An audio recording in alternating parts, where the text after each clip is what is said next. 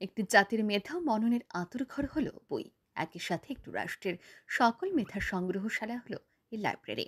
কিন্তু জ্ঞানান্বেষণের উদ্দেশ্যে লাইব্রেরি গিয়ে বই পড়া ওই বই সংগ্রহ করার ইচ্ছা ও সুযোগ অনেকেরই হয় না। তাই সময়ের সাথে সাথে মানুষের প্রয়োজনে এই সংগ্রহশালাকে মেলার মধ্য দিয়ে প্রদর্শন ও প্রচার করা হয়ে থাকে। আর এই মেলা হলো আমাদের সকলের পরিচিত বই মেলা।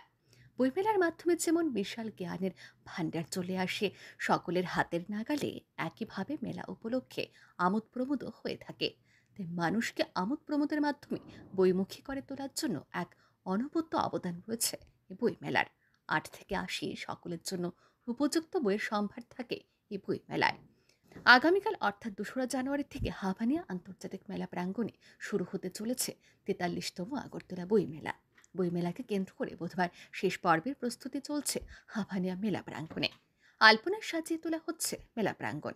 সেই সাথে রাজ্যের বিভিন্ন প্রান্ত এবং বহিরাজ্য থেকে আগত বিভিন্ন বুক সেলার্স ও পাবলিশার্সরা নিজ নিজ স্টলগুলিকে বই দিয়ে সাজিয়ে তুলছেন।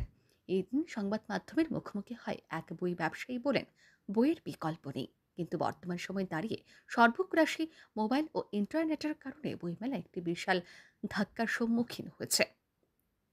তবে সবকিছুর ঊর্ধ্বে বইয়ের প্রতি মানুষের ঝোঁক রয়েছে এবং বইমেলা সফলভাবে বলে প্রত্যাশা ব্যক্ত করেন তিনি। দেখুন, সমস্ত কিছু আজকাল দিন দিন প্রসারিত হচ্ছে, শহরটা আরো প্রসারিত হবে।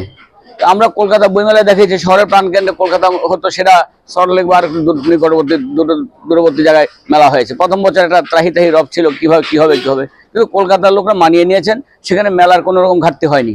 আমরা আশা এবং প্রত্যাশা ব্যক্ত করি যে এখানেও সেই মেলা হবে, কেননা এখানকার যে অ্যাটমসফিয়ার মেলার সত্যিই মনোরম পরিবেশ। এই পরিবেশ আগরতলার মূল শহরের প্রাণকেন্দ্রে কিন্তু সেই পরিবেশ নেই, এতটুকু জায়গাও নেই।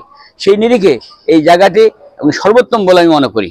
ব্যবসা বাণিজ্য, বই তো বই, বইয়ের বিকল্প নেই, কিন্তু পাশাপাশি এটা স্বীকার করতে হবে সর্বগ্রাসী মোবাইল এবং ইন্টারনেটের জগতের কারণে বইমেলা একটা ধাক্কা খেয়েছে, এটা স্বীকার করতে হবে। এটা শুধুমাত্র ত্রিপুরা বা ভারতবর্ষ নয়, সারা বিশ্বেই বইয়ের একটা ধাক্কা, অর্থাৎ মিডিয়া জগতের কারণে, বিশেষ করে মোবাইল এবং ইন্টারনেটের কারণে বইয়ের বাজারে একটা প্রশ্নচিহ্ন গিয়ে দাঁড়িয়েছে। তারপরেও বই এর বিকল্প, বই মানুষ কিনবে, বইয়ের প্রতি প্রত্যাশা মানুষের থাকবে, আছে, এটা বৃদ্ধি হবেই।